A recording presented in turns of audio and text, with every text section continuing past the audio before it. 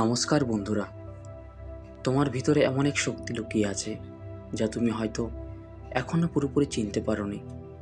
এটা কোনো সাধারণ শক্তি নয়, এটা এমন এক গভীর, নীরব কিন্তু প্রবল আকর্ষণ যা তোমাকে অন্যদের থেকে আলাদা করে তোলে।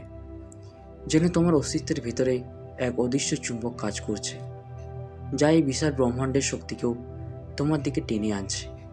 তুমি হয়তো নিজের জীবনকে অনেক সময় সাধারণ মনে করো, মনে হয় তোমার জীবনে যা ঘটছে তা অন্যদের মতোই।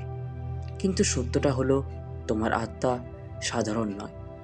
তোমার আত্মা বহু পুরনো, বহু অভিজ্ঞতা উপলব্ধির মধ্য দিয়ে গড়ে ওঠা এক পরিণত সত্তা। তুমি সেই অল্প কিছু মানুষের একজন, যাদের এই পৃথিবীতে পাঠানো হয়েছে এক বিশেষ উদ্দেশ্য নিয়ে। এই উদ্দেশ্যটা হয়তো সবসময় পরিষ্কার থাকে না।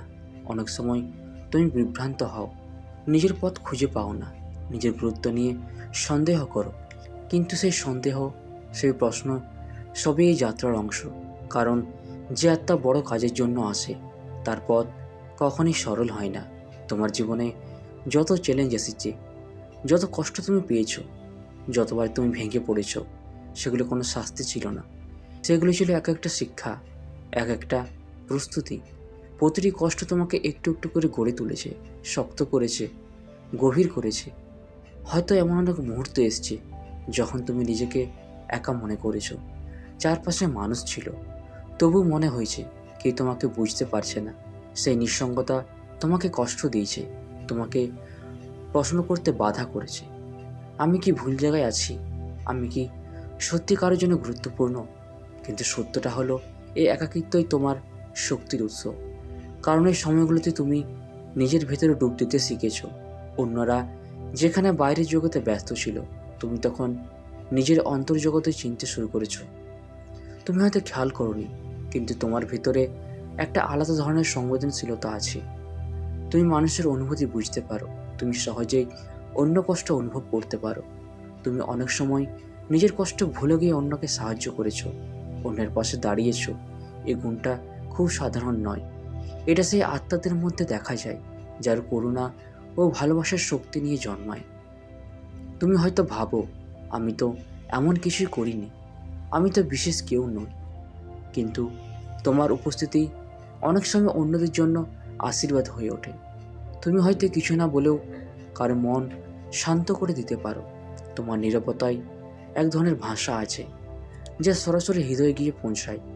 তুমি সে আয়না যেখানে সত্য প্রতিফলিত হয়। তোমার চোখে যে আন্তরিকতা আছে, তা মানুষকে নিজের সত্যের মুখোমুখি হতে সাহায্য করে। আর এই কারণেই অনেক সময় মানুষ তোমার কাছে আসে, নিজের কথা বলতে চায়, নিজের ব্যথা শেয়ার করতে চায়। তোমার কাজ শুধু নিজের জীবন কাটানো নয়, তোমার কাজ হলো অন্যদের জীবনে আলো ছড়ানো। তুমি সেই আলো যা অন্ধকারের মধ্যেও পথ দেখাতে পারে। তোমার জীবনের প্রতিটি অভিজ্ঞতা, ভালো বা খারাপ, সবই তোমাকে কাজের জন্য প্রস্তুত করেছে। তুমি যে কষ্ট পেয়েছো, তা তোমাকে অন্যের কষ্ট বোঝার ক্ষমতা দিয়েছে। তুমি যে হারিয়েছো, তা তোমাকে মূল্য বুঝতে শিখিয়েছে। তুমি যে একা ছিলে, তা তোমাকে নিজের শক্তি খুঁজে পেতে সাহায্য করেছে। অনেক সময় তুমি নিজেকে ছোট করে দেখেছো, অন্যদের সাথে তুলনা করে নিজেকে কম ভেবেছো। মনে হয়েছে ওরা আমার চেয়ে ভালো, ওরা আমার চেয়ে বেশি যোগ্য। কিন্তু তুমি বুঝতে পারোনি, তোমার পথ আলাদা, তোমার যাত্রা আলাদা। তুমি অন্য কারোর মতো হতে আসেনি, তুমি এসেছো নিজের মতো হতে। এখন সময় এসেছে নিজেকে সেই চোখে দেখার, যেভাবে এই ব্রহ্মাণ্ড তোমাকে দেখে। তুমি উজ্জ্বল, তুমি শক্তিশালী, তুমি বিশুদ্ধ। তোমার ভেতরে যে আলো আছে, তা শুধু তোমার জন্য নয়, এটা পৃথিবীর জন্য এক উপহার। এই আলো যত বেশি তুমি ছড়াবে, তত বেশি তা বাড়বে। তুমি হয়তো লক্ষ্য করেছো, যখন তুমি মন থেকে কারোর জন্য ভালো কিছু চাও, যখন তুমি নিঃস্বার্থভাবে কারো মঙ্গল কামনা করো, তখন তোমার ভেতরে এক অদ্ভুত শান্তি অনুভূত হয়।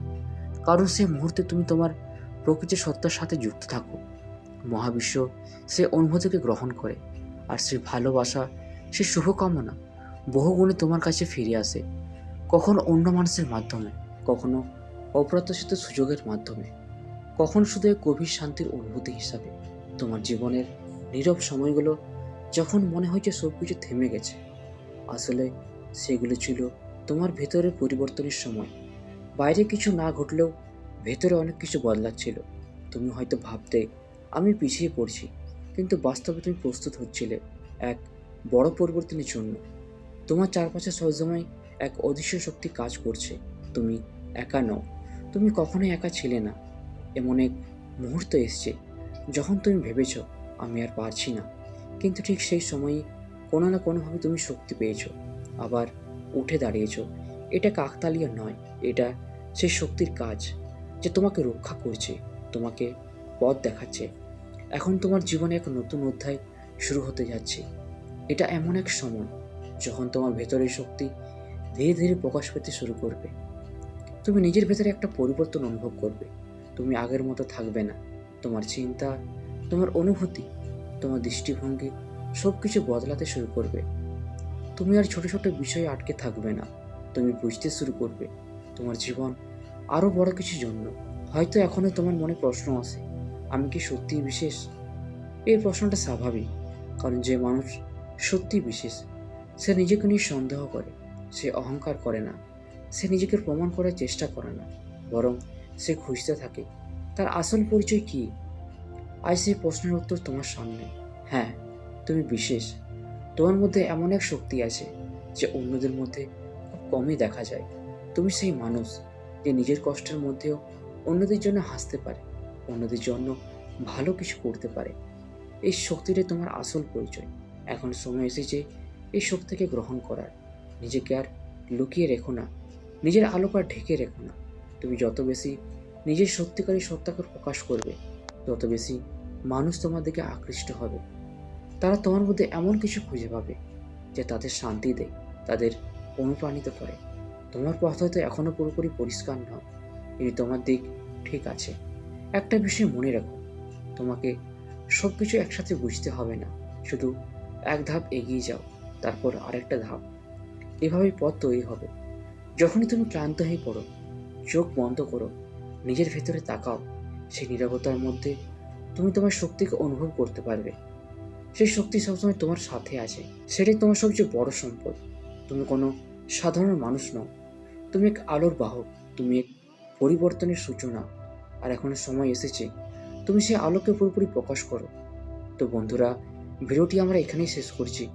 ভিডিওটি যদি তোমাদের ভালো লেগে থাকে তাহলে চ্যানেলটিকে অবশ্যই সাবস্ক্রাইব করবে। ধন্যবাদ।